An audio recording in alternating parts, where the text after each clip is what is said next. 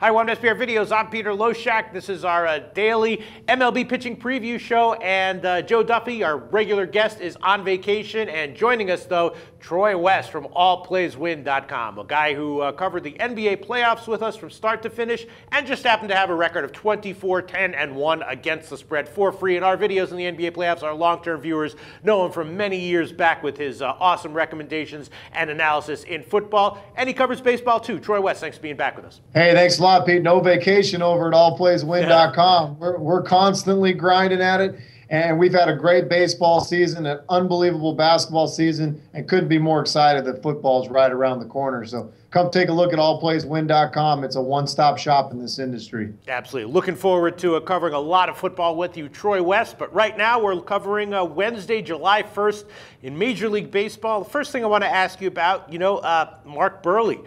This is a guy who, in general, you're kind of thinking every game, maybe I want to fade this guy, maybe he's going to get crushed, but he's had an awesome June. Just getting outs, getting results. And on the other side, Rick Porcello for Boston has been really getting hit. And that's not a, even though Toronto tends to absolutely crush lefties, they're still crushing. They're still very dangerous against any starter who's struggling. And that definitely is what Porcello is right now. So does Toronto maybe have a big starting pitching edge here? Yeah, that's funny you bring up this game, Pete. Just the other day in company meetings, we were talking about Mark Buehrle, perhaps the most underrated pitcher over the last decade. I mean, honestly, if you look at the numbers, all this guy really does is win year in and year out. Yes, he gets pounded around sometimes. Yes, he'll give up 10 hits, but a lot of times those 10 hits only transpire to 3 or 4 runs. And this Toronto team, Pete, they've almost scored. I mean, the run differential compared to other teams in baseball, it's insurmountable. It really is. This team, for whatever reason, that ballpark's built for them.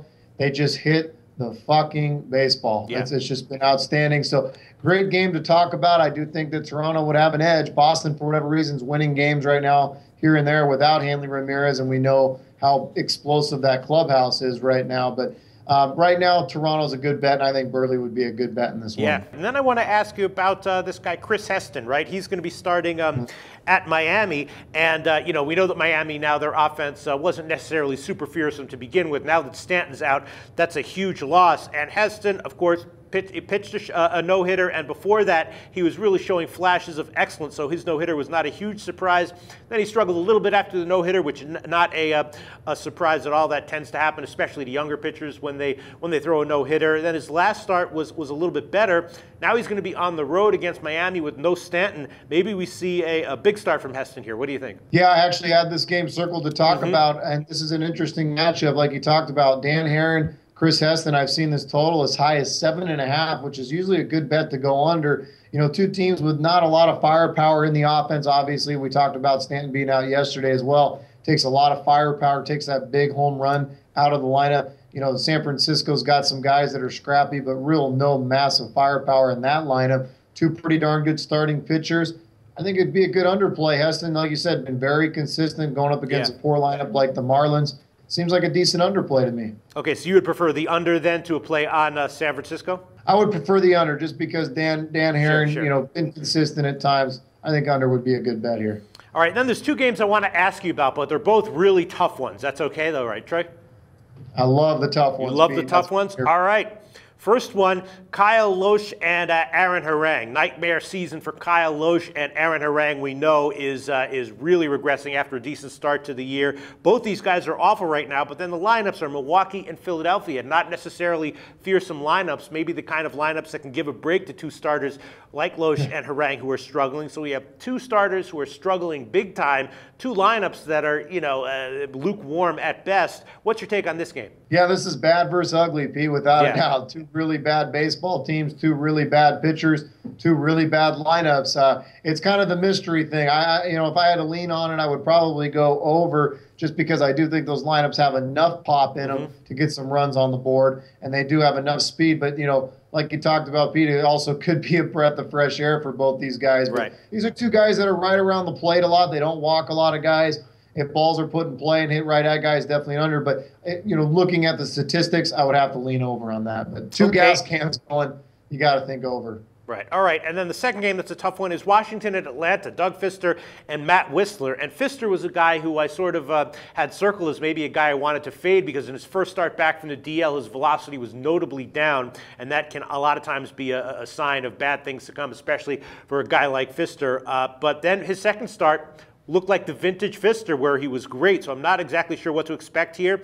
And then this guy, Matt Whistler, had a great first start. Then he regressed in his second start where he got hit. You know, we see that all the time with young starters, especially in the first start in the major leagues. If their first start is great, sometimes they regress in their second start. But he looks like he has some good stuff and potential to be good. What do we expect from Fister and or Whistler? Is this just a complete pass, too many unknowns? Probably too many unknown, but, Washington, we know about their slow start, but they're really starting to feed off what Max Scherzer's done, right? I know, people look at the individual performances, but the other pitchers are really starting to rally around what Max Scherzer's done. Doug Fister's, like you said, came off the DL. I was one that kind of stayed away and was kind of in wait-and-see mode. He still hasn't made enough starts since coming back from the DL. But I think it could be a good bet for Washington. I think Washington, as long as the lines are in that minus 120 range. You hate to bet the minus 160s, the 170s, but I think Washington down the stretch, I think they're going to not only win this NL East, I think they may even run away with it. And guys are really feeding off of Max Scherzer, and one of those guys is Doug Fister. So could be a good bet for Washington here. Well, that's all I want to make sure we got to from Wednesday, July 1st. I think we are both right now leaning towards Toronto probably being a good bet that day, and at least getting a good start from Heston, if not both Heston and Dan Harron. What else would you like to bring to our attention? Possible betting value for Wednesday, July 1st. Just one game for you, Pete. A couple of living legends, so to speak. Okay. John Lester versus Bartolo Colon. Classic matchup here. The Cubs playing pretty good ball. The Mets, we know, went through that losing streak. Now they're playing a little bit better baseball. But I've seen this total at 6.5, and it's not like you got two Cy Youngs going on the mound. 6.5 is a very low total. With Lester, I know he's been struggling. He's been up and down. Same with Bartolo Colon. I would take a shot with the over with these two guys on the mound. Really? Well, I definitely want to wait for the weather on that one, but it's just the Mets lineup makes me very nervous. I just don't want, unless I see, hot weather and wind blowing out, I don't feel like taking an over on the Mets in any situation. Hey, you know what? We'll see, but I think, both teams score 3 runs apiece, which is very doable with those lineups. The game goes over. If one team gets 5 runs and the other gets 2, the game goes over. So 6.5, a very low total when you have two guys such as Colon and Lester on the mound. Okay, Troy West from allplayswin.com. Thanks so much for your thoughts.